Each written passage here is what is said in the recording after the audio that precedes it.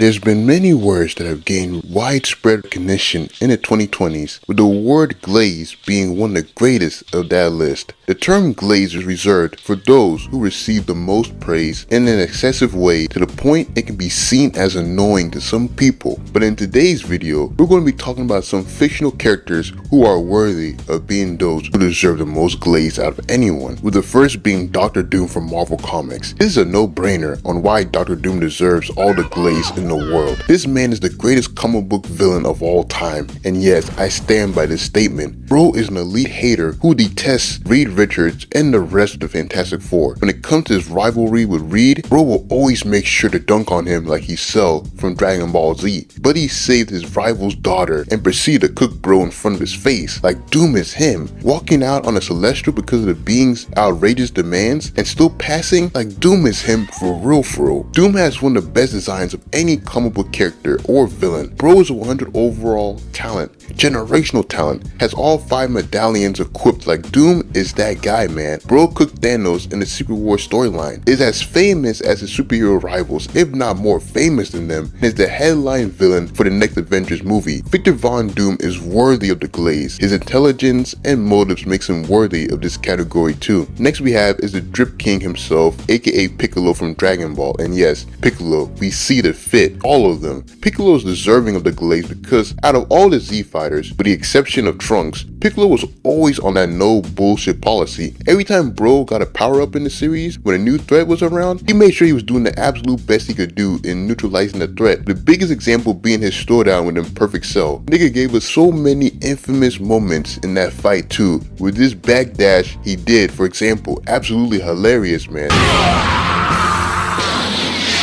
Man has one of the best drip designs in the entire series, has some of the greatest matchups of all time in the series from Dragon Ball all the way to now. Though I'd have to say, his fights against 17 and Cell are still my absolute favorites. Like, Piccolo was always willing to do everything in his power to save the universe and its people, and that's why he's worthy of the glazing folks give him today. And he has always had the best pull-ups in the movies.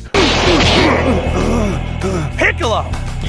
Along with being Toyama's favorite character and having one of the most deserved glow-ups in recent memory. Next we have is the Queen from DC Comics, aka Zatanna, and this is a character from DC who needs to be glazed more in my opinion. One of the finest baddies in the game, along with being one of the best members the Justice League has to offer. Zatanna has all the tools of being a character who can be even more popular in pop culture. I'm talking about Scarlet Witch levels of popularity. Hopefully we're not the toxic stan base that she has. She has the amazing design, stories, history, and connection with iconic characters like Batman, Wonder Woman, John Constantine, and the Barry Allen incarnation of the Flash. She's been in notable adaptations such as Batman the Animated Series, Justice League Unlimited, Injustice, and the DC animated movie universe. Zatanna is a character I hope we see soon in the DC universe alongside her team, the Justice League Dark. It'd be peak cinema for real, bro. Now, we must talk about the 100 overall talent known as Ben Tennyson, who is indeed one of the greatest characters in cinema history. Bro has done it all in this show. Clapped every villain known to man in the show, check. Cooked Vilgax in every installment of the series, check. Is a harem protagonist like Peter Parker, check. Has some of the drippiest designs of any main character, check. Like, Ben Tennyson is that dog, man, for real. His story of starting as a bratty kid into transforming into a hero who saved the world countless times makes him too impactful as a character in my opinion. And then this man has had too many sensational fights. Forearms vs Kevin, Diamond Head vs Vilgax, Alien X vs the Rooters, like it's too good, man. One day we will get a new series about this man and his supporting cast. And the day that happens, I'll be one of the first folks in that line looking like this. Finally! Michael Holt, aka Mr. Terrific, one of the smartest characters in all of comics, is a character who truly deserves to be glazed more than he is right now at the moment. Being one of the more recent legacy characters that was created in the late 90s, Michael Holt has been a major team player of many popular teams such as the Justice League and JSA, and has even led his own team known as the Terrifics that consists of himself, Plastic Man, Metamorpho, and Phantom Girl. And yes, this is a blatant ripoff of the Fantastic Four, but y'all can't lie lie, they do look fresh. And speaking of fresh, Michael Holt easily has one of the freshest looks for any comic book character. Just look at this artwork of the character by Alex Ross, and Alex Ross is known for putting some amazing artworks out there. Fair Play is too cold of a line too. And then the Superman movie, this dude's my absolute favorite character in that movie. They nailed him well, and I hope we see this man in the future alongside the JSA, the Justice League, and Wally West when they all get introduced into the DCU in the future. Kakashi, the 98 overall talent known as the Copy Ninja and 6th Hokage of the Hidden Leaf Village, is one of Naruto's greatest characters, and is too generational of his sensei and character. This man is one of the most tragic characters in the series. Bro lost his father, his sensei, the 4th Hokage, his girl, and him at the hands of his own hands, and his homie Obito, and yet bro always continued striving on in the series. The man became the squad leader for the greatest version of Team 7 to this day, had generational fights in the series such as his battles with Kakashi, Zabuza, and Obito. Bro became the 6th Hokage during the time where the storyline was at its most peaceful time period, and he has one of the drippiest designs of any character, ranking high in all the Naruto polls. A character who has suffered a lot in this series, but still managed to do the absolute best he could. Kakashi is him for real, man. And then there's the Queen Elena from Street Fighter, who is hands down one of the series' best characters and finest too, who deserves more glaze and recognition in the same way that Chun-Li and Cammy get. Juri too, she's got some nice combos and a great fighting style, great character design. Yeah, boy.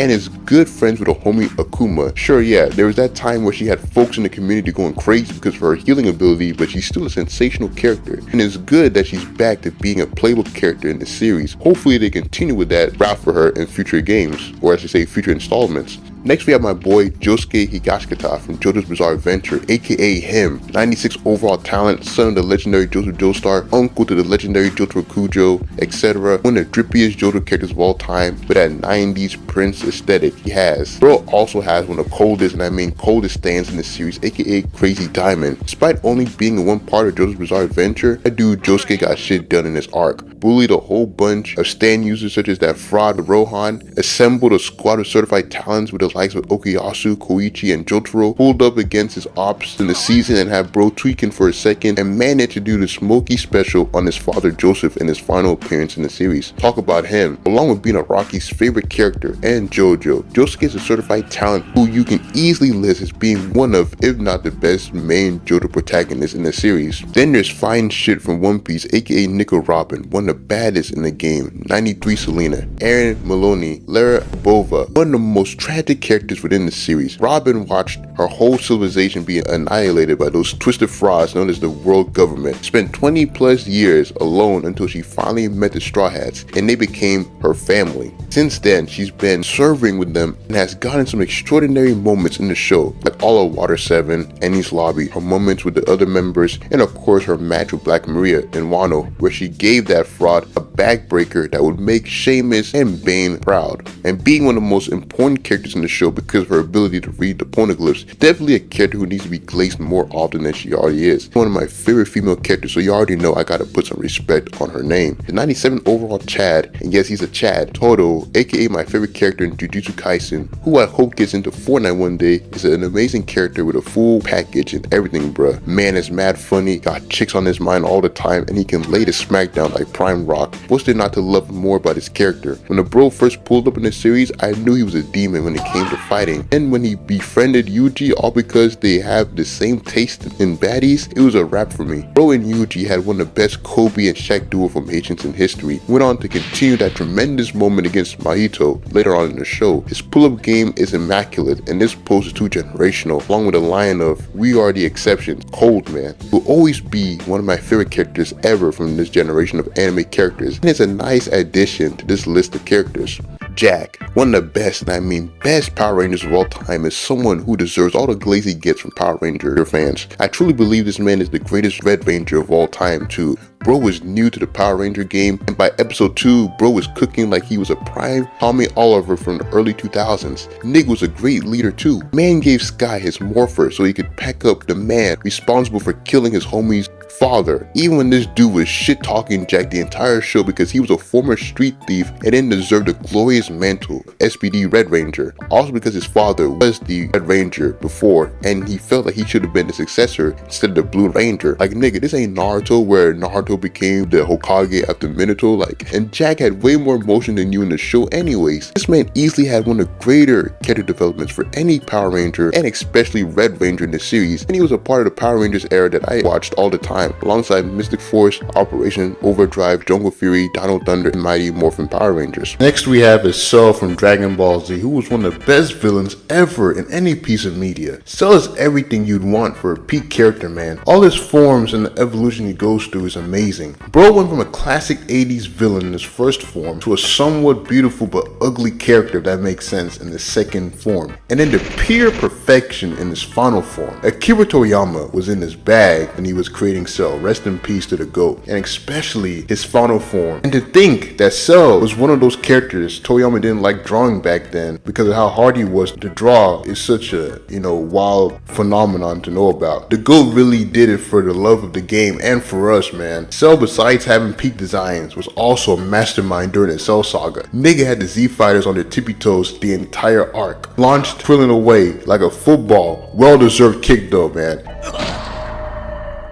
Had Vegeta regretting his foolish actions of achieving his final form. Like, Vegeta is still the dumbest player for doing this, by the way, and I have a video talking about this, man. Still so stupid, man. And I'll never stop clowning Vegeta for it too, bruh. Even though this man's Cell got packed up rightfully by Gohan at the end of the Cell saga, this man's legacy still lived on in another Cell, though that one was hot trash and got packed up rightfully too in the Super movie. Like, Cell will always be a character who's greatly respected in pop culture by fans, and there's people that don't even like Dragon Ball but respect the franchise and the character. And the meme of Hooper Cell is too good, man. It's just too good. Like, I had to make sure he was looking fresh as a baller on my Fortnite account with some J's, man. Truly amazing. Link is one of my absolute favorite video game characters of all time. In each video game, or I should say Zelda game, my guy was on that grind. For those who played any Zelda game, y'all already know that Link be on his shit and grind. Bro always starts with 3 hearts at the beginning of each game and makes his way to 20 hearts by busting his ass off. Any sick weapon in the game, bro be busting his ass off too. Like the bow, man. So many great weapons, man. Many dungeons and dungeons. Link be locking in like he's prime Mike Tyson. And the bosses, oh man, don't even get me started about the bosses. Like the Mize and all them. The hand guy from, I think it was Ocarina of Time. Link be battling some of the craziest bosses known to mankind and video games and still be finding a way to clap each one of them. That's why he's one of the video game protagonists GOATs in my eyes. And the man has had a bunch of baddies from each era of Zelda, from Princess Ruto, Nobura, all the way to Zelda herself. My dude Link is him for real, bruh. Jin Kazama, one of the rawest fighters of this video game era, is him personified. Grandson of the family betrayer, aka Heihachi, check. Son of the devil, Kazuya, check.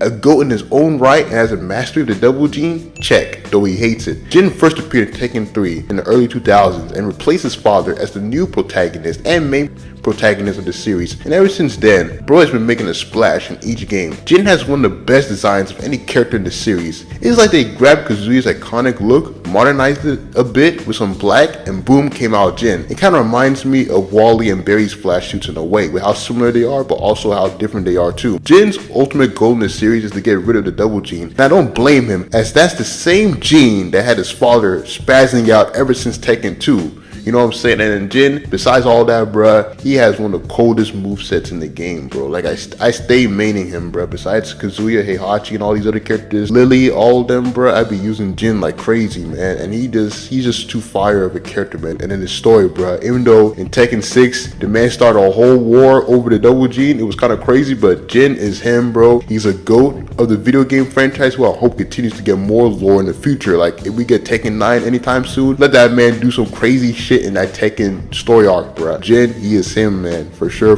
Last but not least, we have Tommy Oliver, the greatest Power Ranger of all time, for real. I had to put this man on the list because of the fact that I'm so close to unlocking him on Fortnite. Like, I already have Zach, Kimberly, and the others, but I gotta have him too to finish the squad, you know what I'm saying? Tommy pulled up as the first additional ranger in the franchise. He does evil Green Ranger, cooked the squad, and flauterized them like they were nothing in his first appearance. Like, the nigga was doing all kinds of shit I've never seen a reverse jumper jumper do before, an all-time reverse jumper up there with Black Adam and Madara. After having his mind restored, Tommy became homies with Jason, Zack, and the others, and the rest was history. Tommy went on to become the White Ranger, then the Zeo Ranger, the Turbo Red Ranger, and my favorite of his transformations, aka the Black Dino Ranger from Dino Thunder. His drift from that era was incredible. Like, if we had to compare Tommy Oliver to any significant person, he's like the John Cena of the franchise. But his longevity is not talked about enough, and he had the skill sets of a prime Michael Jordan and Michael Jackson. What made this man so iconic too was not only his iconic moment where he cooked his squad, but his connection with the many teams he was on, from his OG squad all the way to his future teams. The leadership qualities he had, the experience due to his time as a Ranger, and of course his character growth throughout the entire franchise. Rest in peace to Jason David Frank, for real, man. Can't wait to unlock him on Fortnite too, bro. For real though, my goat. Like, bro had fine shit Kimberly biting her lips at him in his first appearance. That's how you know he's him certified. And then him making cameo appearances, beating the Power Rangers, all those different generations of Power Rangers in that one episode, bro. It was too fire, man. But you guys let me know your thoughts on these characters, man. Each one of these characters here deserves the glaze, man. Jack, Tommy,